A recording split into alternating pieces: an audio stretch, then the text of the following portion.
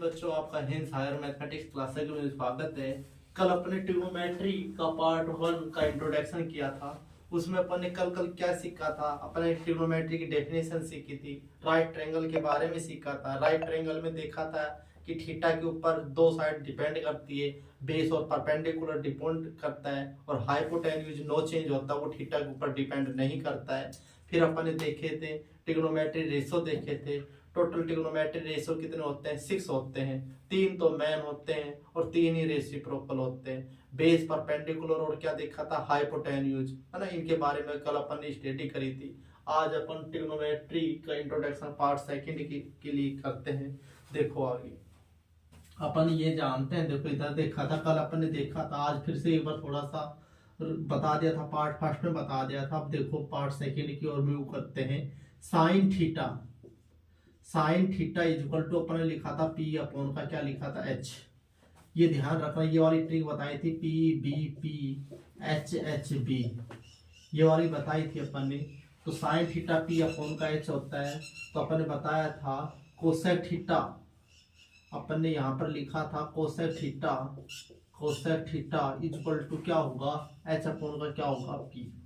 H upon का क्या होगा? पी।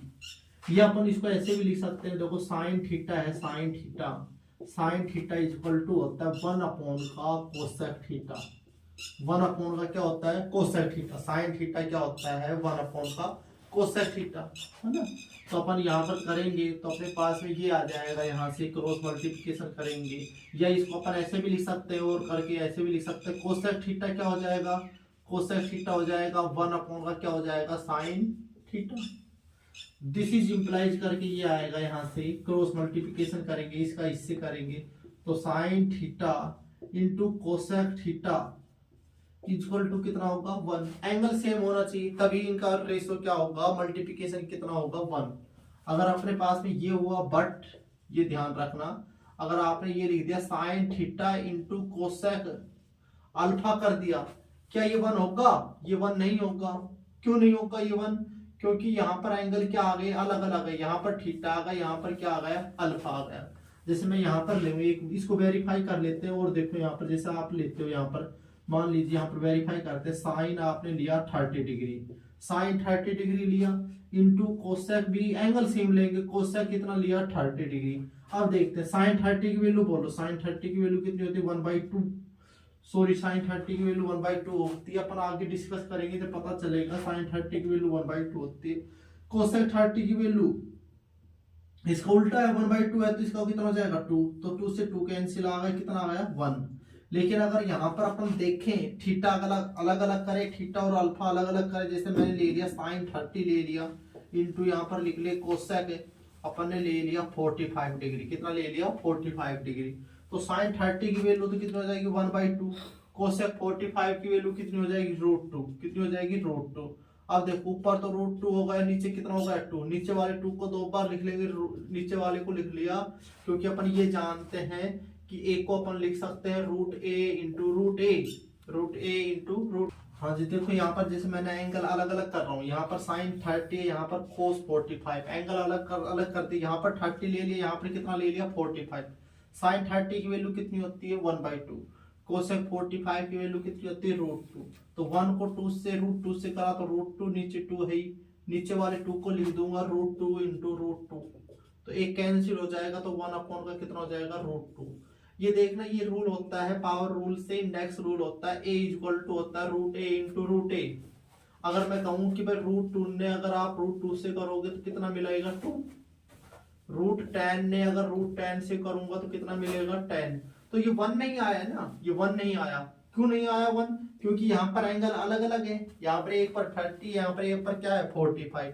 एंगल क्या होना चाहिए? सेम होना चाहिए, तभी उनका रेसिप्रोकल क्या होगा? 1 होगा। आगे अपन मूव करते हैं, देखिए आप ये इसको नोट कर लो, है ना। तो अपन आगे मूव करते हैं, देखिए आगे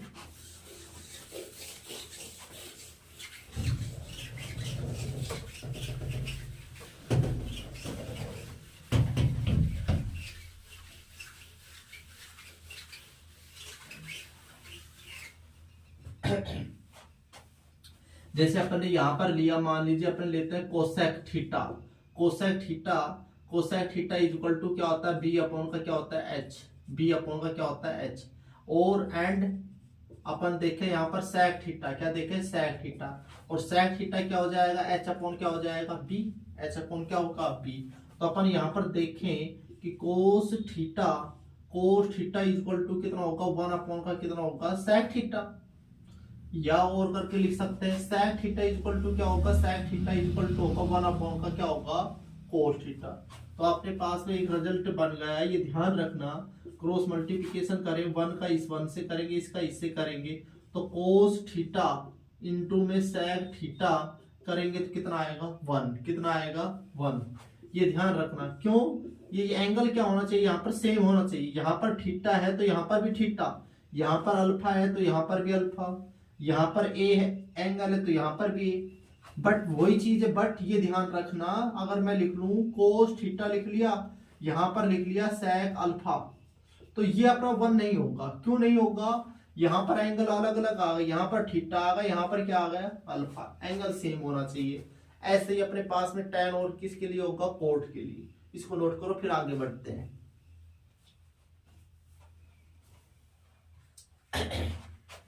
देखो कर लिया नोट सभी ने ना, तो अपन आगे बढ़ते हैं, देखो आगे।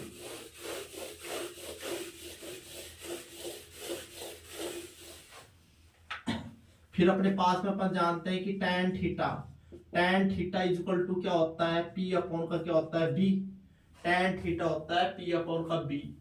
तो इसी प्रकार से अपने पास में अगर देखें कि कोट थीटा क्या हो जाएगा, b अपॉन का क्या हो जाएगा p।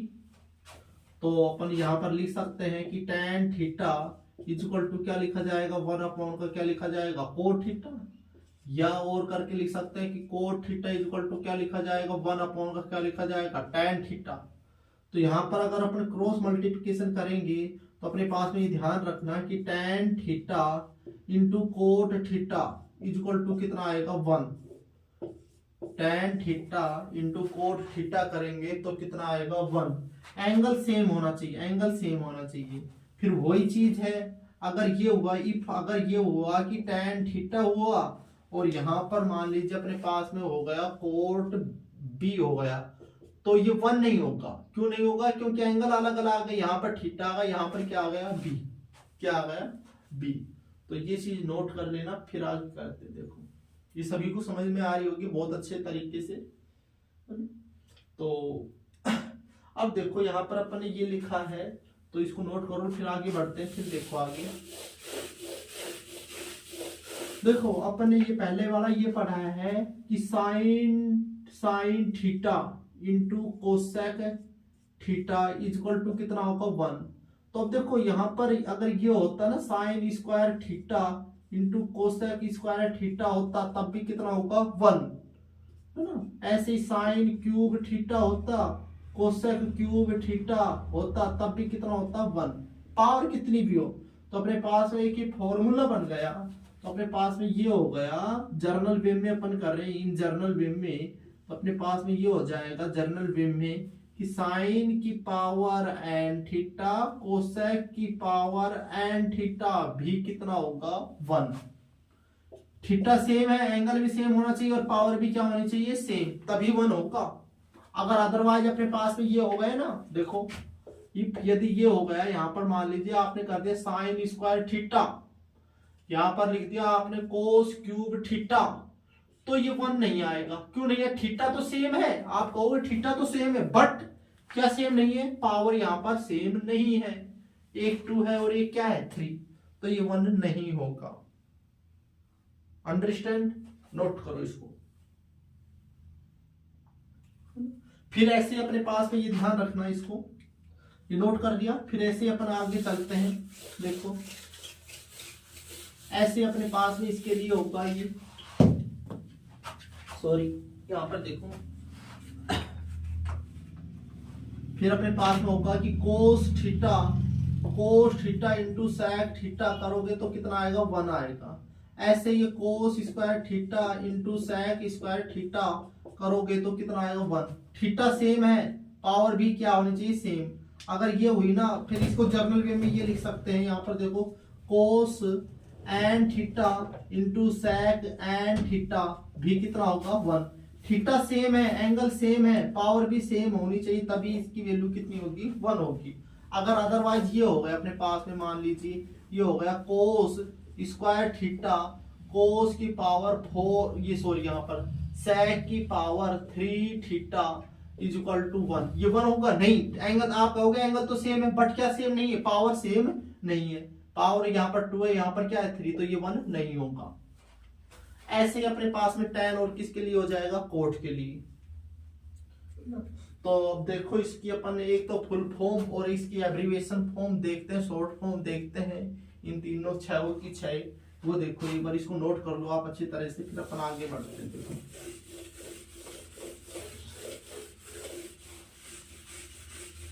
देखो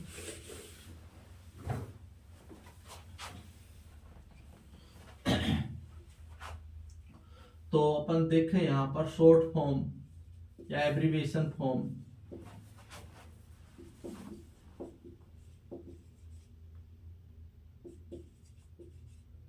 तो इसको बोलते अपन शॉर्ट फॉर्म, और यहाँ पर होती है फुल फॉर्म, फुल